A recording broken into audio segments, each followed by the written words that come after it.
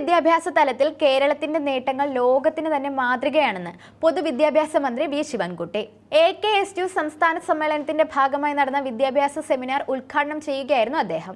കേരളത്തിലെ വിദ്യാഭ്യാസ മേഖല ചരിത്രപരമായി ഒട്ടേറെ സവിശേഷത നിറഞ്ഞതാണ്.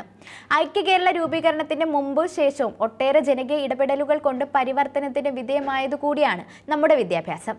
പൊതുവിദ്യാലയങ്ങളെ സംരക്ഷിച്ച് ജനാധിപത്യത്തിന്റെ മതനിരപേക്ഷതയുടെയും പൊതു ഇടങ്ങളാക്കി പരിവർത്തനം ചെയ്യുന്നതിനായുള്ള പ്രവർത്തനങ്ങളാണ് കഴിഞ്ഞ 8 വർഷക്കാലം നടത്തിക്കൊണ്ടിരുന്നത്.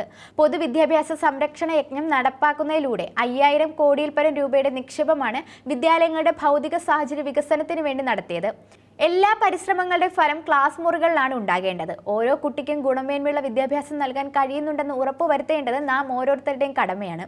അധ്യാപന രംഗത്ത് പ്രൊഫഷണൽ സമീപനം ഉണ്ടാകണം. മാറുന്ന കാലത്തിനോട് സംവദിക്കാൻ പ്രാപ്തിയുള്ള അധ്യാപകരെയാണ് നമുക്ക് ആവശ്യം. 2009 വിദ്യാഭ്യാസ അവകാശ നിയമം 8ാം ക്ലാസ് വരെയുള്ള കുട്ടികളെ എല്ലാവരെയും ക്ലാസ് കയറ്റം നൽകണമെന്നതിന്റെ ചുവട് പിടിച്ച് പല കുട്ടികളും അടിസ്ഥാന ശേഷി നേടുന്നുണ്ടോ എന്ന കാര്യം വിസ്മരിക്കുകയോ ലളിതവൽക്കരിക്കുകയോ ചെയ്തിട്ടുണ്ടോ എന്നും ഗൗരവമായി ചിന്തിക്കണമെന്നും മന്ത്രി പറഞ്ഞു. M. വിനോദ് അധ്യക്ഷത വഹിച്ചു. SSC ERT director doctor RK Jayaprakash മുഖ്യാതിഥിയായിരുന്നു. E. Chandrasekharan, MLA Harikumar, doctor S. Vincent, PM Ashok എന്നിവർ സംസാരിച്ചു. അതേസമയം പരീക്ഷാകാലം എത്തിയിരിക്കുകയാണ്. സ്കൂളുകളും വിദ്യാഭ്യാസ വകുപ്പും തയ്യാറെടുപ്പിന്റെ അവസാന ഘട്ടത്തിലാണ്. കേരളത്തിലുടനീളം 16 ലക്ഷത്തിലധികം വിദ്യാർത്ഥികൾ വാർഷിക പരീക്ഷകൾക്ക് തയ്യാറെടുക്കുകയാണ്.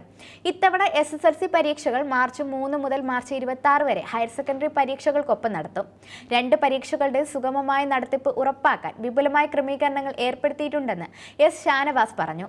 SSLC വിദ്യാർത്ഥികൾക്കുള്ള രജിസ്ട്രേഷൻ കാലയളവ് ഡിസംബർ 17 മുതൽ ജനുവരി 1 വരെ തുറന്നിരുന്നു. പരീക്ഷകൾ അവസാനിച്ചയുടൻ മൂല്യനിർണ്ണയവും ആരംഭിക്കും. ഏപ്രിൽ 3 മുതൽ ഏപ്രിൽ 26 വരെയാണ് മൂല്യനിർണ്ണയം നടത്തുക. 72 മൂല്യനിർണ്ണയ ക്യാമ്പുകളിലായി 900 അധ്യാപകരെയും ഇതിനായി വിന്യസിക്കും. മെയ് 3-ാം വാരത്തോടെ ഫലം പ്രഖ്യാപിക്കുമെന്നാണ് കണക്കുകൂട്ടൽ.